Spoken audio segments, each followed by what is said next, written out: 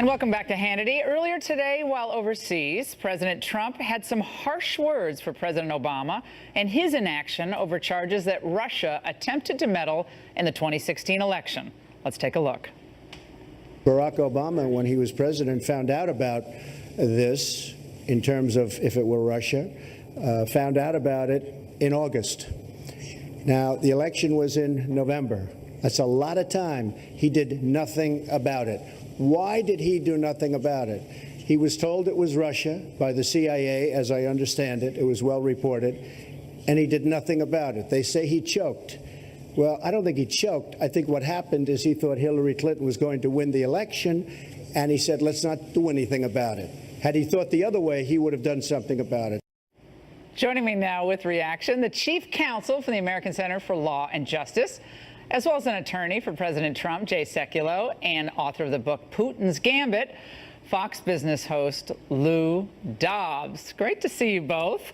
Wow, this was a fun day. I'm half Polish, and let me just say, I'm very proud to be half Polish today because this was a great event. The speech by President Trump reminded me of the 80s where Reagan would go over and everyone would caterwaul and the gnashing of teeth, like, we can't believe what happened. And Lou, today, the left went crazy. CNN, MSNBC, on the fact that this man had the nerve, President Trump, to criticize President Obama. You don't do that. You don't go overseas and criticize a former president of the United States. He's just, after all, returning the favor. The former president in Indonesia taking on the president.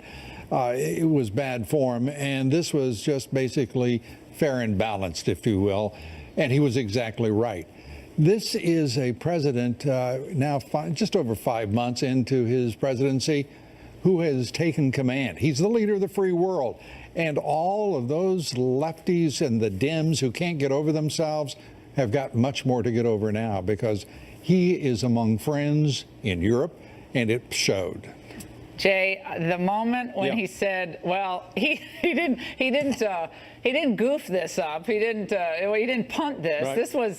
This is because he thought Hillary was going to win. I mean, pretty much everybody knows that. It's not a big secret that there's no love lost between Barack Obama and Donald Trump. But the left, you might as well have thought that Barack Obama has only been just showering President Trump with praise over the last several months. Right. So, by the way, I have a Russian-Polish heritage myself. So, okay, good. And there we go. Excellent. So let me just, by the way, that'll become a headline now, yeah, right? Okay, you're pro-Russian now. Sokolov is what the name was. Right, here we go. But here's what's so interesting about this. So we know for a fact that President Obama knew from his intelligence agencies that there was some type of Russian engagement in the electoral process. That's what's been reported. That's what has come out, and the intelligence agencies have pretty much confirmed that. We also know that he did nothing. Why did he do nothing? Well, the president said it today, because he thought Hillary Clinton was going to win. So let's talk about what we have now. So now this is as the president's lawyer. So let's figure out what we've got now. Now we've got a special counsel investigating whether, in fact, there was Russia hacking or Russian interference with the election, which is actually information the previous administration and the intelligence community already has. So there's a special counsel investigating this Russia hacking issue, Russia engagement in the election, based on information that was already out there. Why isn't there a special counsel trying to figure out why President Obama did nothing when this happened? Yeah, we need a special counsel on the special counsel at this point. I mean, there you go. On the campaign trail, Donald Trump said it right and said it first. We need an investigation of the investigators, because what happened with the DNC and the alleged, and it is alleged, by the way, the FBI does not have certain definite knowledge of its own, nor does the CIA, as far as we know. They're relying on CrowdStrike, which is a Democratic-driven 17 firm. agencies. I love we just come up with a number 17. It's extraordinary. But there are two questions that hang over all of this. Why did the DNC deny access to the FBI and the CIA? And why did the FBI and the CIA permit the DNC to tell them to go to hell? It's a matter of national security. Hey, Jay, let me get in on this for a second. I want you to address what John Avlon today said on CNN. He actually made the case that Donald Trump was going over to Poland, and in his speech, did not stand up for American values, that he was anti-press, giving succor to the Poles who are described as authoritarian and anti-free media, and that he did not go far enough to criticize Russia, the former Soviet Union, though he's not standing up for American values. All I can say is the Poles gave him a hero's welcome, because the Poles are more pro-freedom these days than most of Europe. Of course.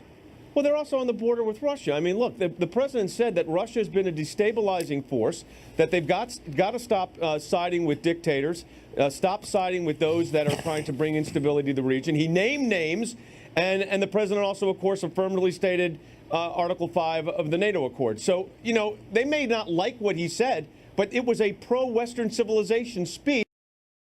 And I don't know how anybody could really object to this. This was a dynamic speech. It was in a place that understands the threat of the Russians more than anybody in the region right now, or certainly as much as anybody else. And take it a step further. What is it exactly about that speech they actually didn't like? It was optimistic. It was populist. It was optimistic, and it actually connected with the average working European who is afraid of what's coming down the line. But it was optimistic too. Reasserted our interest as the leader of the free world. This president continues to make those like CNN and the left-wing activist group just beside themselves. They can't. He continues to show how small and absolutely and actual results. A president going overseas speaking about how great America is in our alliance with Poland. Right. So they're going to criticize that. He actually believes in American exceptionalism. What a unique thing. Exactly. Coming up.